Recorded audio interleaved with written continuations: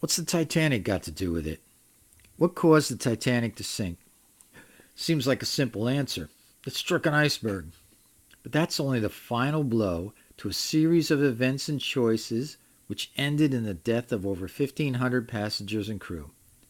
See, the Titanic was touted as the largest, strongest, most modern passenger vessel in the world.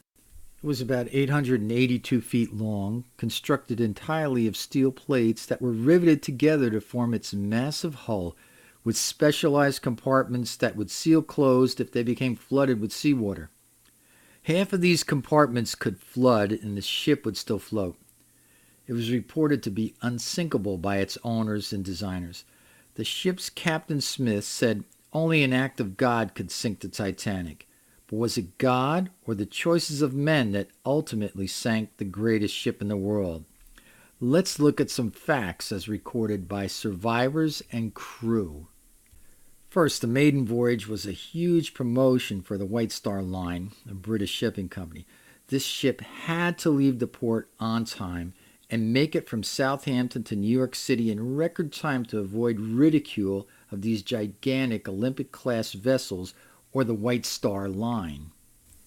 Second, the ship was constructed of overlapping steel plates held together by more than 3 million rivets, since welding was very new and crude at the time. These rivets were cast and then heated and hammered into holes drilled in plates. Some of these rivets were poorly cast, but considered good enough for the job. These rivets were found to be in the area of the breach in the hull after hitting the iceberg, possibly adding to the failure. Third, there was a coal strike in Europe at the time, so the White Star Line took all their available coal, plus purchased all the coal they could from other shipping companies and placed it in the Titanic. This left them without coal for any possible rescue ships. Fourth, there was a fire that started burning in one of the coal bunkers below decks. This fire was burning for 10 days before the ship sailed and wasn't put out until April 14th, the day before the collision with the iceberg. The fire had discolored the starboard side of the hull in an area of the poorly cast rivets, same area that was struck by the iceberg. This fact was hidden from the public, especially news photographers, by having the passengers board the Titanic from the opposite side, the port side. Fifth, the second mate quit a few days before the Titanic sailed. Another took his place but neglected to get the keys to the vaults that held the binoculars. So the ship sailed loaded with beer and champagne but no access to binoculars.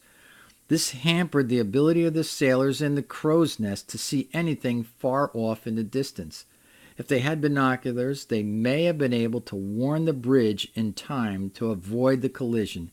As it turned out, by the time they signaled the bridge, it was too late.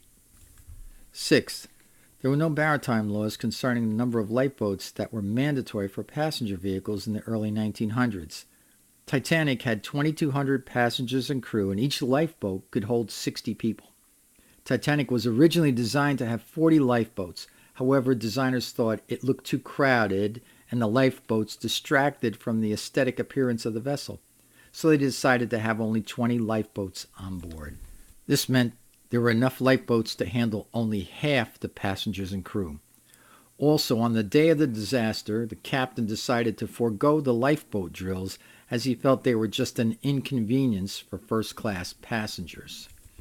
Seventh, the ship was behind schedule for a few reasons, but two of the most outstanding were: one, the sister ship Olympic was being repaired after a collision with the HMS Hawk. So work on Titanic was delayed for months because they used parts from the Titanic, which was still under construction. And two, when Titanic left port, she too almost had a collision in the harbor with the vessel SS New York City.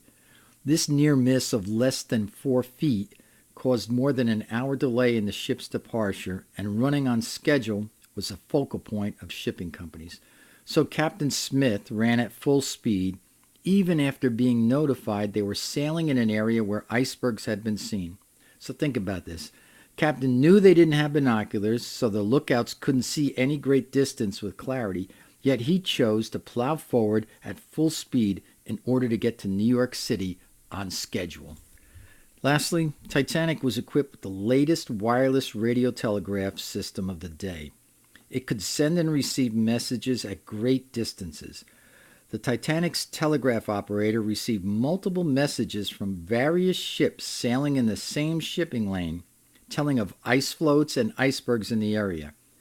At one point, the USS California sent a message that they were stopped mid-ocean, surrounded by ice floats and icebergs. The Titanic's operator told him to shut up, I'm too busy now. He was busy sending messages from passengers to the mainland and was so swamped they had to send them around the clock to catch up.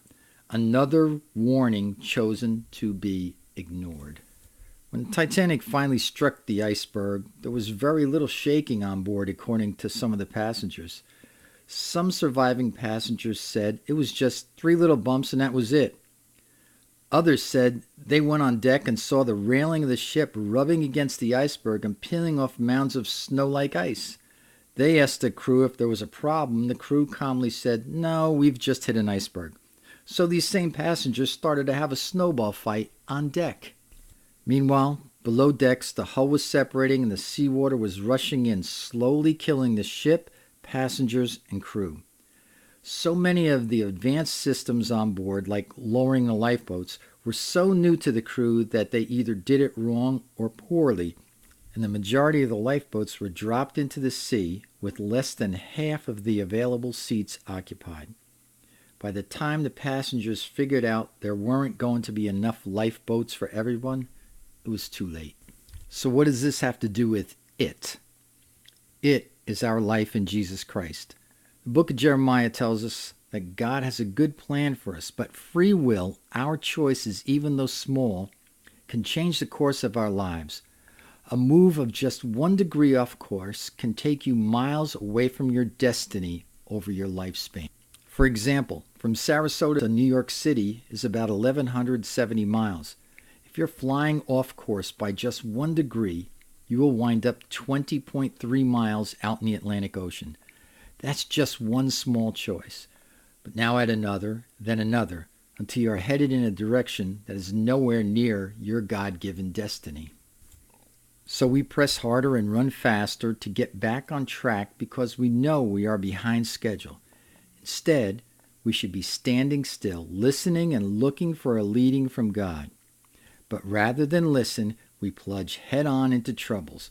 We stop looking at God and start looking at everything around us, all the outside influences that alter our choices and decisions. A number of things could have prevented the Titanic from taking its fateful voyage. However, no one stopped to listen or say something. They could have chosen to not use the faulty rivets. Someone could have reported the fire to harbor officials who could have stopped the departure from Southampton. However, they were too focused on what man wanted and forgot to listen to God speaking. We must listen to the voice of God, however He speaks to your heart. Sometimes it's in dreams or a vision, a billboard, or even a TV show. Sometimes it's just something you feel inside you that will cause you such uneasiness that you squirm in your seat. But whatever it is, we must hear from God and do what He says. Even in the small details of our daily lives, we must listen.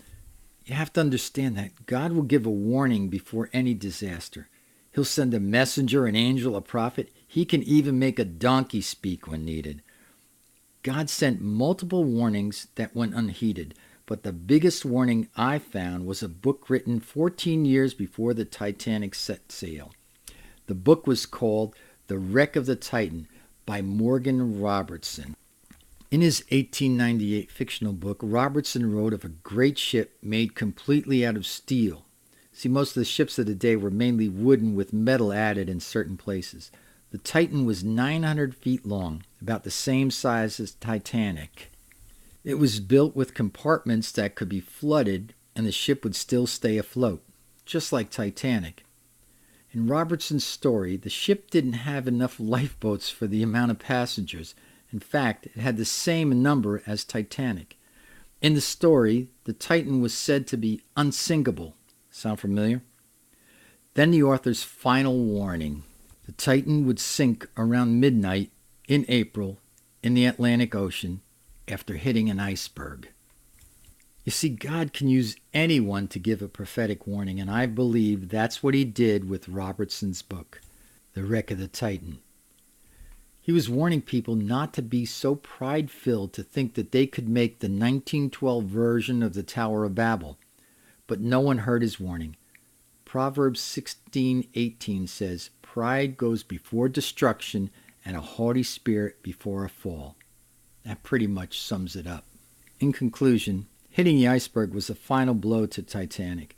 But all the decisions, the choices made up to that point only added to the vulnerability of the vessel and its final catastrophic demise. When the Titanic set sail from England, there were people of all nationalities, races, religions, and classes on board.